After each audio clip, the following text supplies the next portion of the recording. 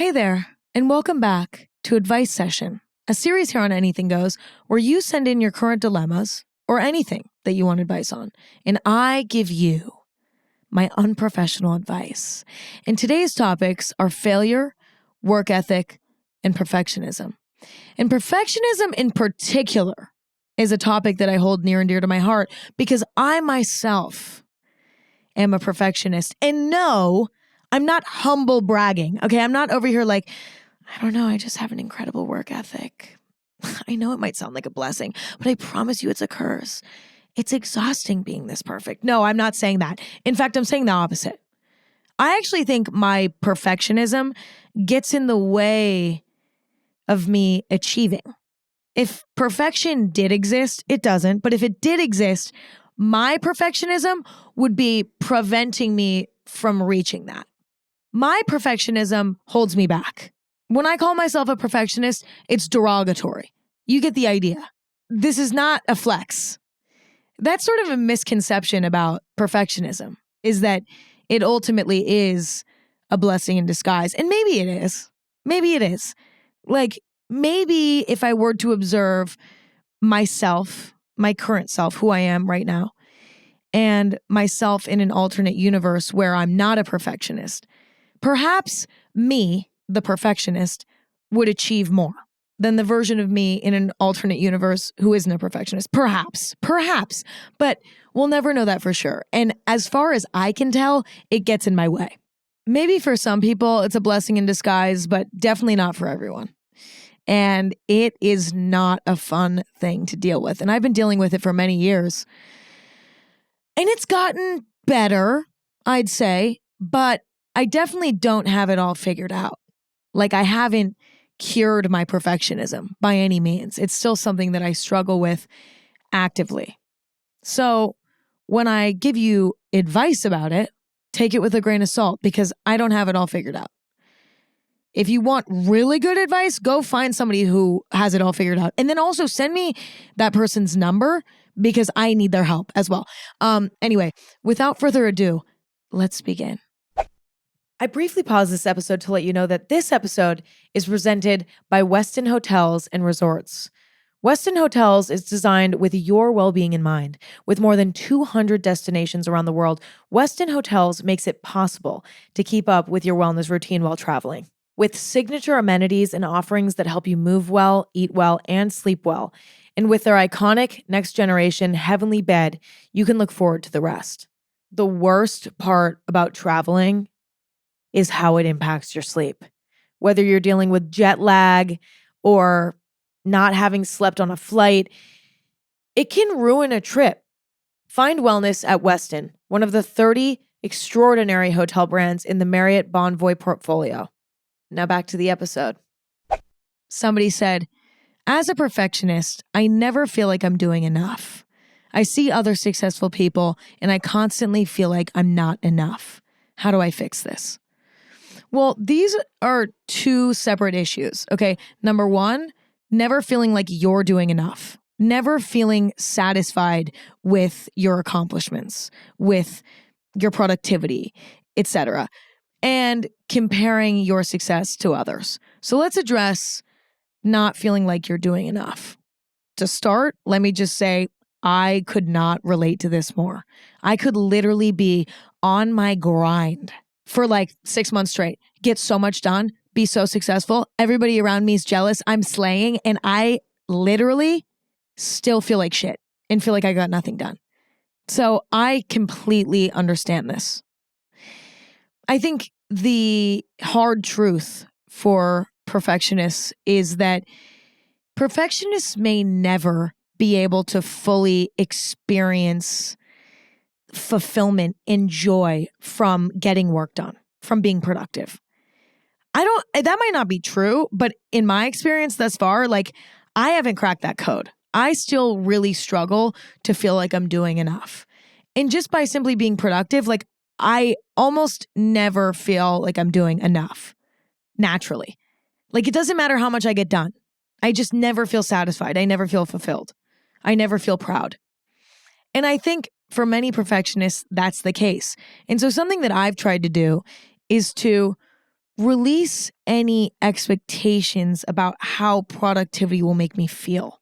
I think the reason why it's so painful to work really hard and then never feel like you're doing enough is because you had an expectation that working really hard would cure your perfectionism, would finally make you feel like you're working hard enough, you're doing enough. The truth is, when you're a perfectionist, there is no level of achievement of productivity that will create that feeling. That's the problem. That's why you're a perfectionist.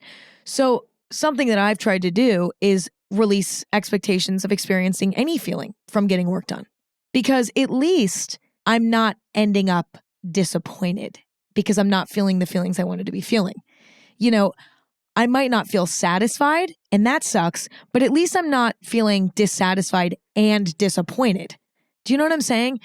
Does releasing expectations solve the problem? Does it allow you to find satisfaction and fulfillment from your productivity? No, not necessarily.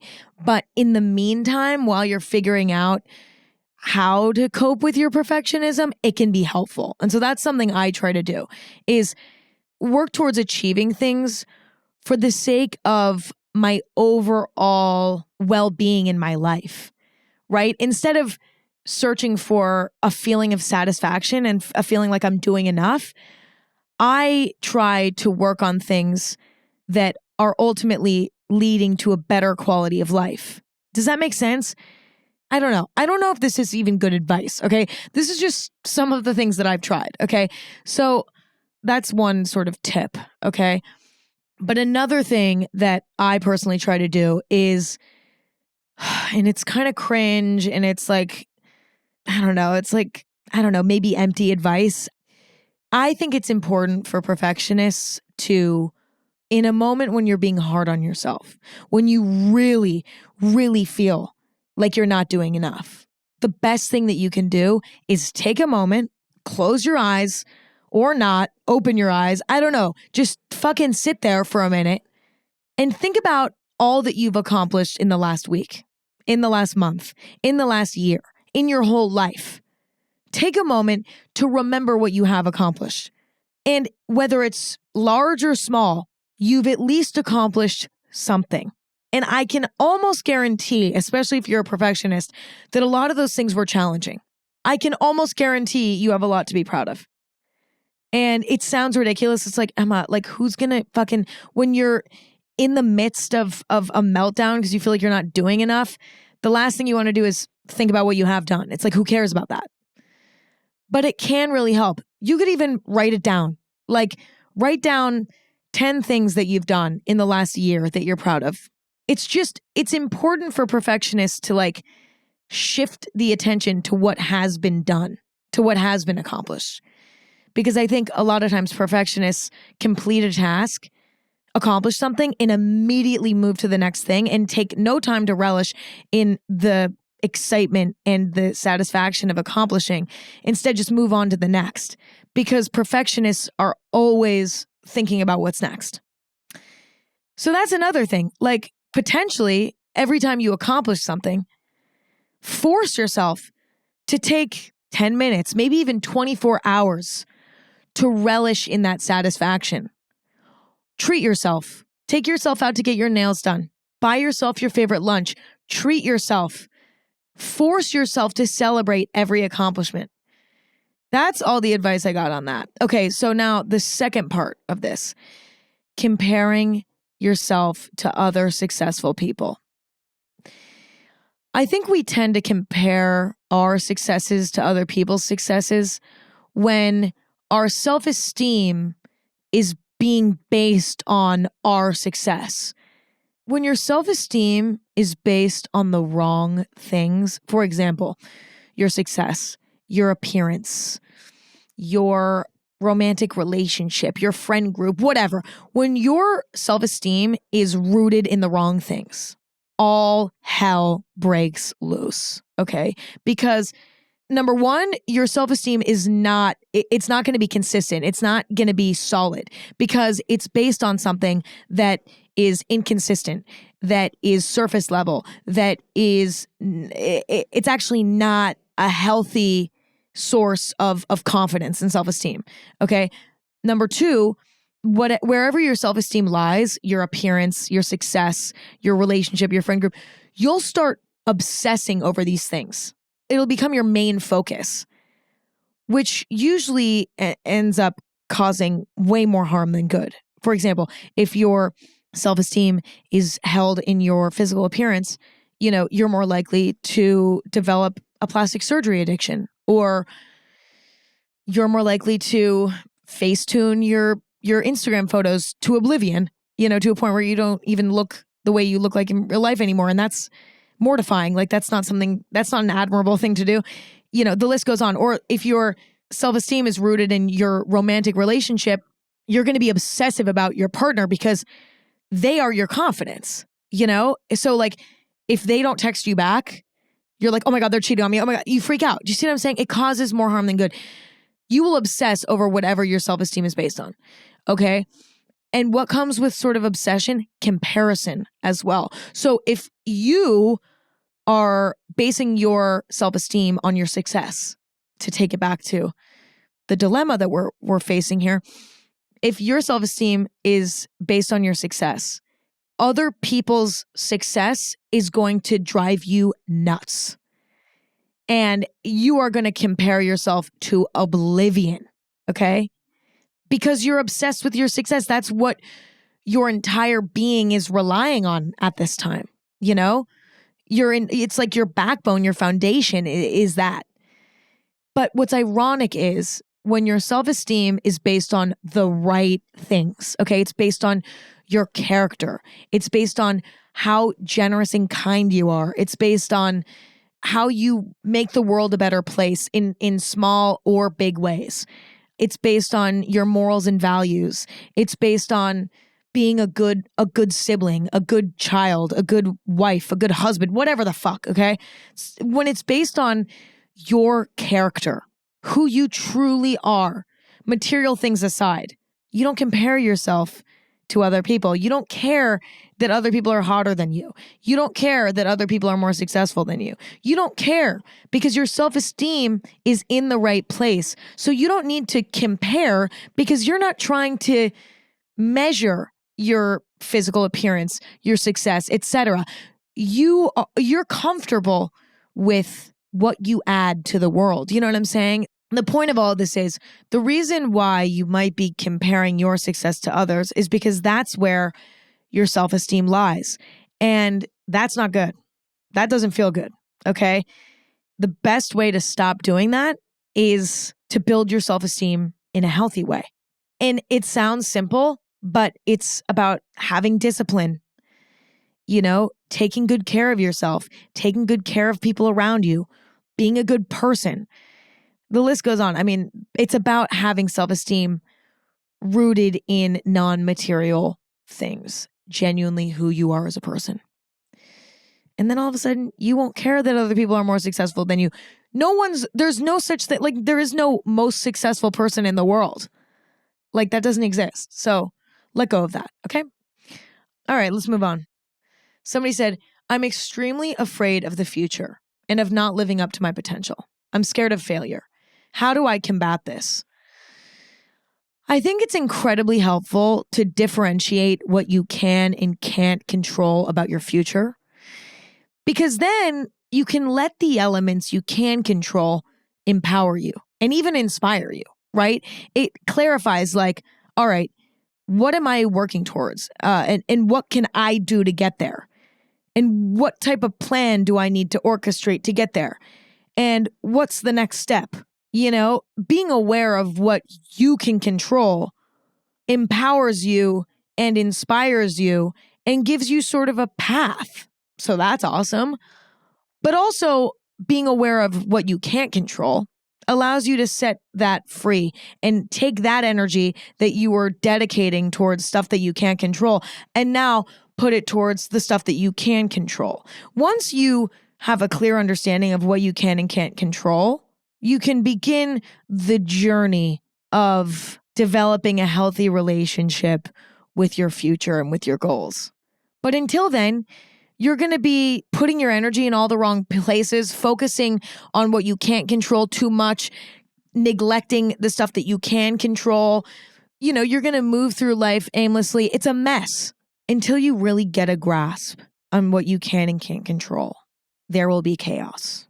Okay. And there's still chaos even when you do grasp what you can and can't control, because the nature of life is that some of it is out of our control, and that is chaotic, right? There will always be a bit of chaos, but there's a healthy amount of chaos once you truly are aware of what you can and can't control.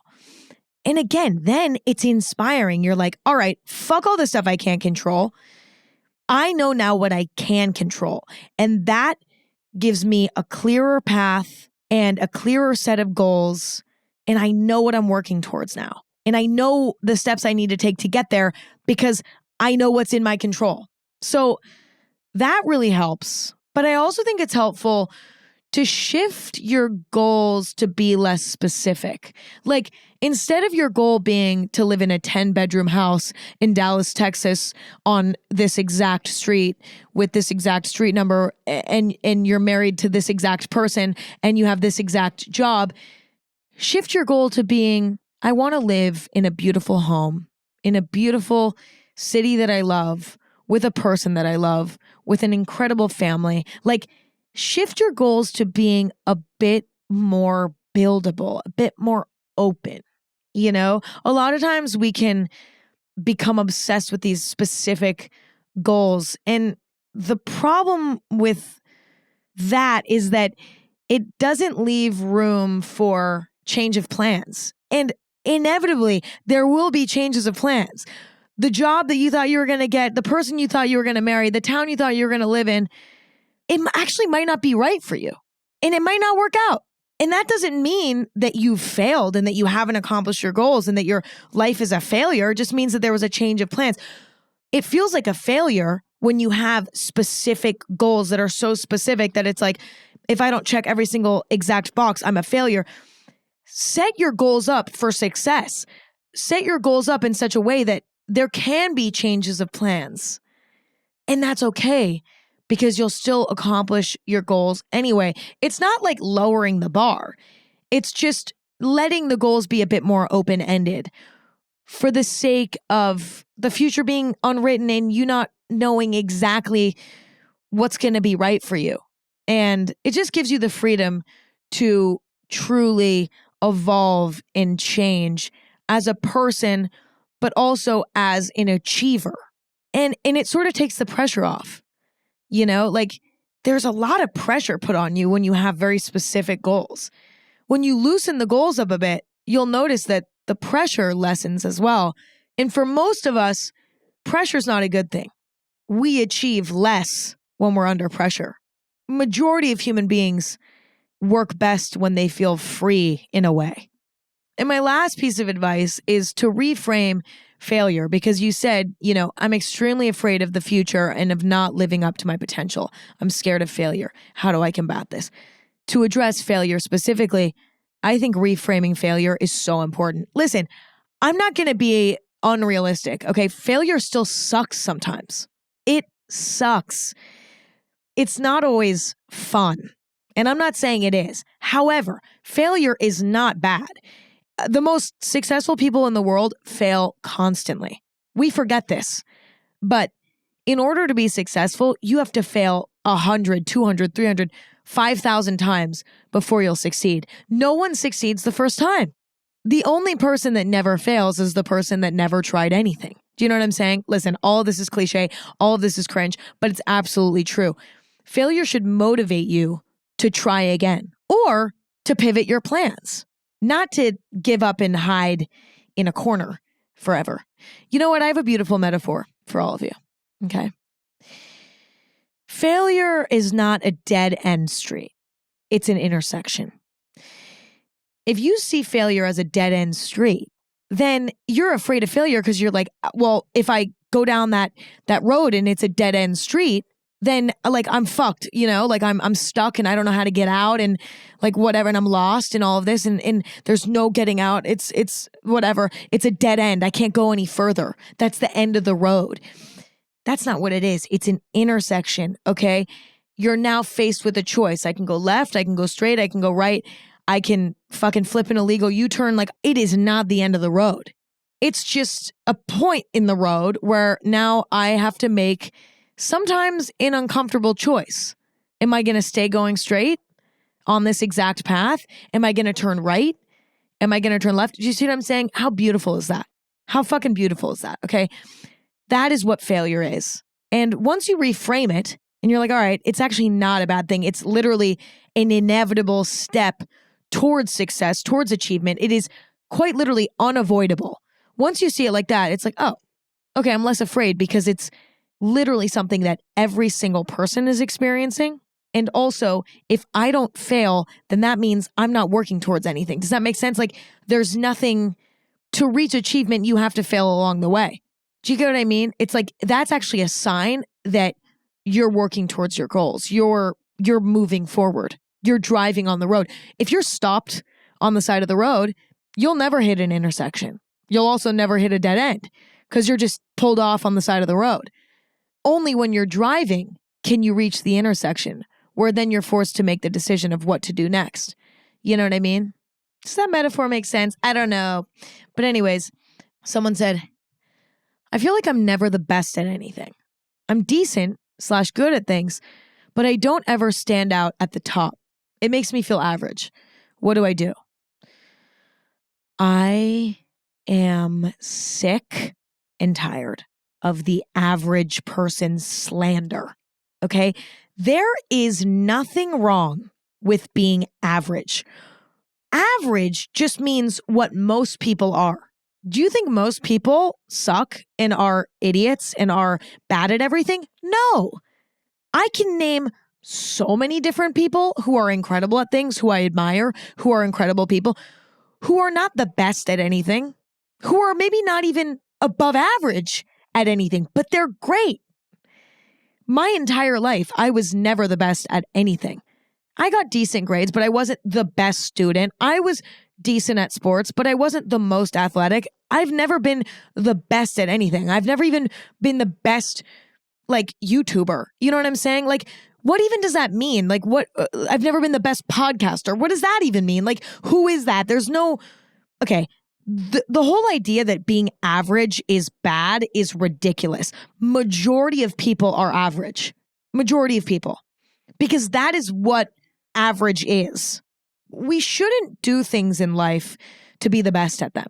We shouldn't do things in life to, like, win the medal. Listen, sometimes it feels great to win the medal, but most of us are not going to win the medal. Most of us are not going to win first place. Most of us are not going to be the valedictorian. Most of us are not going to go to the Olympics. Most of us are not going to be the scientist that cures the rare disease. Most of us are just fucking average. And guess what? That is incredible. That's great. That's totally fine. We should do things because we enjoy doing them, because they make us feel fulfilled and excited and inspired. We shouldn't do things to win the gold medal, because guess what? 99.9, I've said 99.9%, like, so much today. I'm just absolutely obsessed with data today and statistics. I just can't get enough of data. Anyway, 99.9% of people are never going to win the gold medal in anything in their lives. And guess what? It's okay, because the gold medal is a fucking piece of metal. It doesn't make life any better. Being above average is actually nothing more than a gold medal.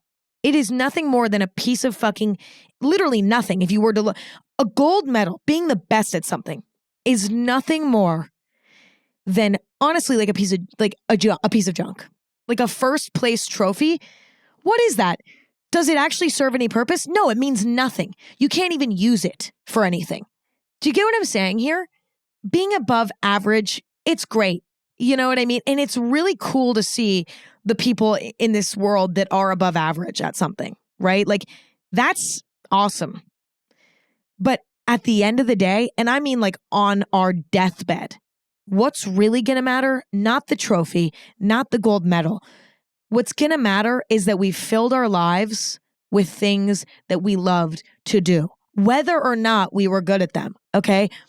That is what fucking matters. Being above average, fuck that. Who gives a fuck? It doesn't matter. It doesn't matter. It doesn't matter. That's all I have to say. Do things that you love to do. That is my advice to you. Sorry, I got really passionate there. Okay. Somebody said, I feel like I'm failing at everything in life right now. My grades suck, my friendships are bad, and I'm single. What do I do? You know what the good news is? When everything sucks, when you are at rock bottom, the good news is it can only go up from here. You're at rock bottom. Everything sucks. How exciting is that? That if you literally put even just a little bit of effort in, you can make tomorrow better because shit sucks. Do you know what I'm saying? That's actually kind of inspiring and exciting. Like when I'm at rock bottom, that's what I try to remember because it is inspiring. It's empowering. My suggestion to you is to make a plan. Okay? You can make a plan in any way that feels right for you. You could say, okay, I have all these things about my life that suck right now. My grades, my friendships, I'm single, whatever. Blah, blah. You can pick one thing and say, all right, I'm going to work on this first. Perhaps the thing that's most important. Maybe in your life that's friendship, or maybe in your life that's grades, or maybe in your life that is relationship. I wouldn't focus on that though. Maybe you save that one for later. Save that one for once you have your grades and your friendships figured out. I think dating is best pursued when you're not at rock bottom. My opinion. Make a plan on how you're going to improve your grades. Make a plan on how you're going to make friends. Make a plan on how you're going to start working on new hobbies. Make a plan. Until you make a plan, you're just going to sit around aimless. You need to sit down and say, okay, I'm going to start with my grades. All right, I am going to make it a goal that for the next month, I'm going to work on homework after school for 3 hours a day. 3 hours a day. I'm going to go from 1 hour a day, or maybe even 0 hours a day, to 3 hours a day. I'm going to set a timer. I'm going to light a candle, and I am going to do my homework for 3 hours a day or until I complete it and see how much my grades improve over the next month. I am going to sign up for an extracurricular activity. I'm going to sign up for the badminton team at school. I'm going to sign up for the lacrosse team at school. I'm going to sign up for something extracurricular. And I'm going to slowly but surely make friends with the people on the team. And we might not be best friends, but we'll see what happens. Like, make a plan. Figure out how you're going to improve your grades, how you're going to make friends, how you're going to stop failing. Until you have a plan, until you have something to act upon, what the fuck are you supposed to do? So you need to get organized and you need to figure out what your next step is. Because it's very easy to just wallow in like, oh, I'm so far behind. I'm failing so bad. There's no getting out of this. Not true. Not true. You'll be shocked at how quickly things can turn around the second you have a plan and stop dwelling in the feeling of failure and instead say, it's all up from here. Let's figure it out. You'll be shocked at how quickly things turn around. Okay, somebody said, advice on how to be more gentle with myself in my early 20s. I'm so harsh and critical with myself as a first instinct. I am the same way, to be honest. But when I react really harshly to myself, I try to remind myself how truly young I am. And this is not in like an ageist sort of way. Like I think we should be graceful with ourselves no matter our age. But I do think that when you're in your 20s, you're really young. You were a teenager like a few years ago, right? And what I do to put my age and lack of life experience into perspective is to remember myself 10 years ago, 15 years ago, 20 years ago, back when I was 4 years old, 10 years old, 12 years old, like only just 5, 10, 15 years ago, I was a child. And now I look back at myself and I'm like, oh my God, what a little baby, like what a little fragile baby. What an innocent little soul, And the truth is in 5, 10, 15, 20, 30 years, we'll look back at ourselves now with so much patience and I don't know, we'll be gentle with ourselves. And so why not be gentle now? 5, 10, 15, 20, 30 years down the line, we're going to be gentle with ourselves. And that's the same person as we are today. Why not just be gentle now? I don't know if that's good advice, but that is something that I think about. Like when I was hard on myself when I was 15 years old, and I was hard on myself. If I had thought about myself at 23, almost 24, and how I would feel towards myself, I maybe would have been more gentle with myself. Because now at age 24, I look at my 15-year-old self like a baby, and I feel fond, gentle feelings towards my 15-year-old self. There's something comforting about knowing like down the line, I'm going to look back at who I am today and be so patient and be so kind. Why not just do that now? I don't know. But I also think too that sometimes, like age aside, we can be unnecessarily harsh and critical with ourselves if other things are going on in our lives. Again, age aside.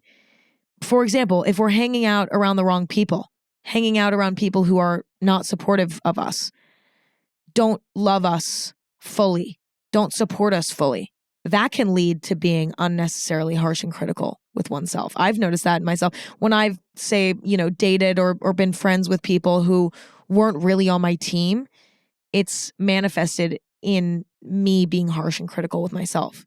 When my self-esteem is low, which we talked about earlier, when I'm not basing my self-esteem on the right things, when I'm not basing it on my character, I'm basing it on my physical appearance or my success, or, when my self-esteem is in the wrong place, I can be overly harsh and critical of myself. I think age can contribute, but I also think too that there's probably something else going on in your life, like beyond just you being in your 20s. Like I do think it's a normal thing, right? Like we're hard on ourselves always, right? But I think once we reach our 20s, we're really hard on ourselves because, I don't know, our frontal lobe is the most developed it's ever been. And we're starting to realize like how dumb we can be sometimes. And it's abrupt and it's, I don't know, overwhelming. But a lot of times, I don't know, there's something else lingering beneath the surface as well. So maybe pay attention to that too. Somebody said, in order to be the best at something, do you have to do it 24/7? Well, number one, I'd let go of the expectation of ever being the best. Because good luck with that. I personally have never been the best at anything, ever in my life. Never. So fuck that. Like, that's just not going to happen. That's a ridiculous expectation. It's like, in order to be perfect at something, do you have to do it? No, perfect, the best. These things don't exist. So let go of that. That's number one. But let's rephrase this question. In order to be good at something, in order to be great at something, do you have to do it 24/7? I think no. I think no. But I also sort of think yes. Okay, let me explain. I don't think doing something 24/7 is healthy. Like, I think putting all of your eggs in one basket and saying, I'm going to dedicate my entire life to this one thing, I don't think that that's healthy.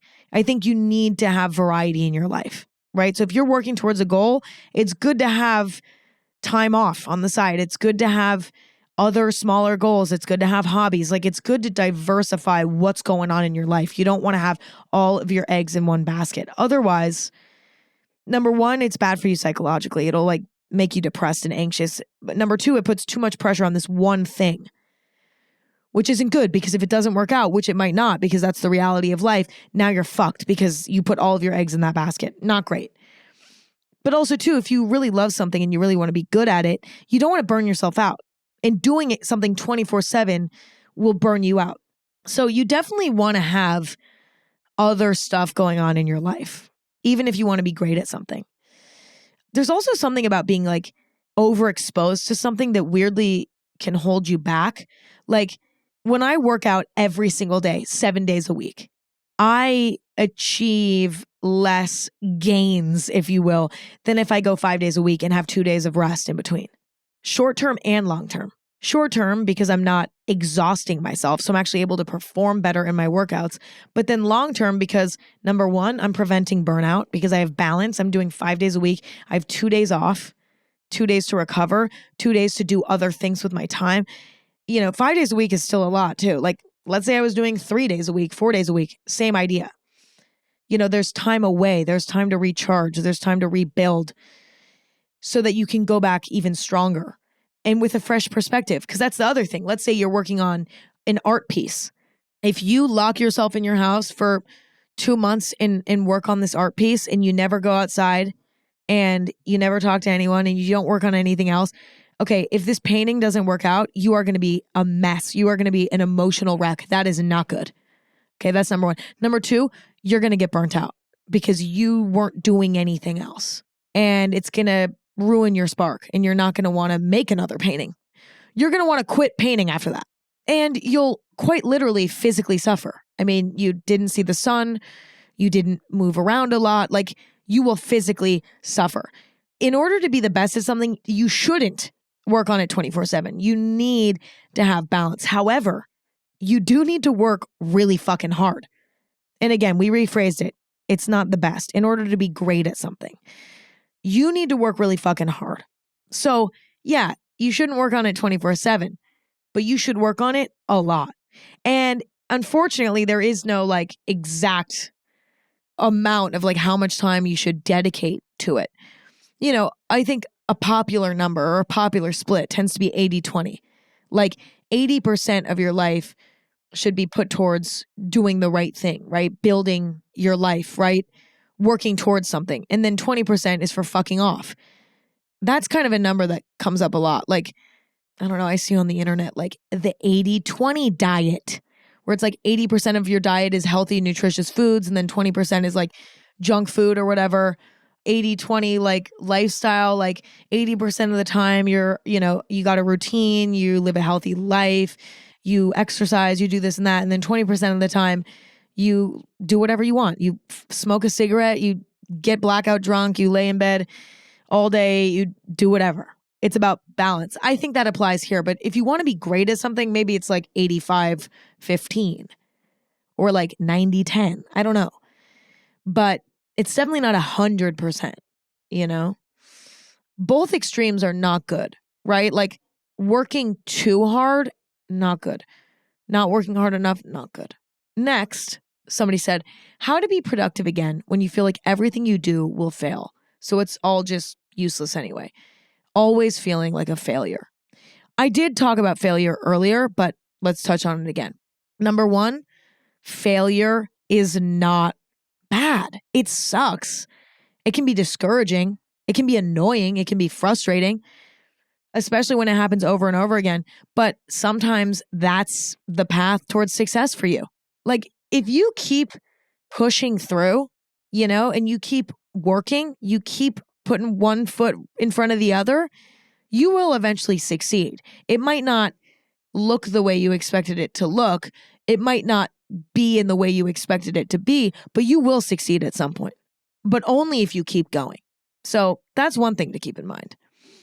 But also this idea that everything you do fails is ridiculous. That doesn't happen. Like that doesn't happen for anyone. We all succeed sometimes at something. So give yourself a little bit of credit. Shift your attention to where you have succeeded in your life thus far and allow that to motivate you. Like, okay, actually, I do succeed sometimes. Here are all the times I did succeed. I can do that again. Even if it's just small little successes, that is success. So you can't say everything I do is a failure. I'm a failure. No, you've succeeded before. And be motivated by the fact that getting back to productivity will help prove this false narrative wrong. Right now, you're remaining stagnant because you're like, I don't want to do anything. I'm just going to fail again. So why the fuck would I do anything? I'm a lost cause. Well, guess what? That's a false narrative. That is not true. And the sooner that you get back to it and start working again, start working on whatever you want to work on, the sooner that you do that, the sooner that you will ultimately succeed at something. And the sooner that you'll prove that false narrative wrong. And you'll start to build hope again and you'll start to build confidence again. But as long as you're sitting around just like, I'm a lost cause, you're living in a lie. You're living in a lie. And until you get up and prove yourself wrong, you'll be living in that lie and nothing will get done. And it'll just be painful and uncomfortable. So be motivated by the fact that you need to prove yourself wrong. You know what I'm saying? Remember, okay? Feeling like everything you do will fail, so it's all useless anyway. Feeling like a failure, this is not real. That is not real. None of that is real. Nobody is a failure. That does not exist. You can fail, but no one is a failure. I just don't even think that exists. As long as you keep pushing through, you will eventually succeed. You will. You won't succeed if you just stop. Like what you're doing right now, you won't succeed now. But if you change your mindset and say, if I keep pushing, I will eventually succeed.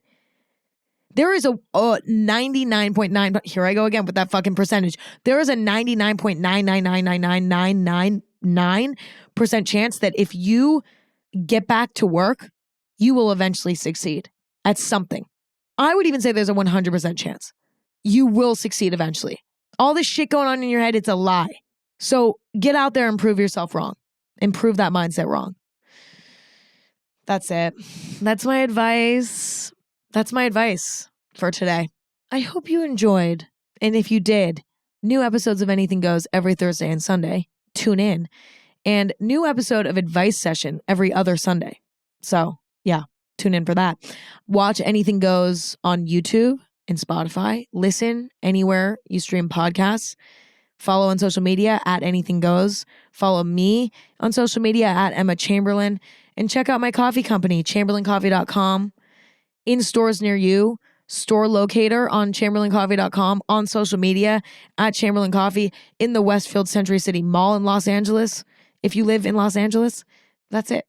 That's all I have for today. Thank you all for listening and hanging out. It is always a pleasure. And I truly, truly love all of you and appreciate all of you. And yeah, okay. I am going to go make a veggie burger. Yum! I can't wait. I'm so excited. I'm going to toast up my little buns. I'm going to cook up my little veggie burger on the stove, get it all crispy. I'm going to do a little bit of ketchup. I'm going to put 2 types of mustard on there, spicy mustard and classic yellow. I'm going to put a bunch of pickle slices on there. It's going to be tangy. It's going to be delicious. And then after dinner, maybe I'll make one singular chocolate chip cookie in the toaster oven. That is what's on my agenda for the rest of the day. Not to brag or anything. Yeah, it's whatever. Okay, that's it. I'm going to go make my veggie burger, eat my little chocolate chip cookie, and I will talk to you guys later. Okay, bye.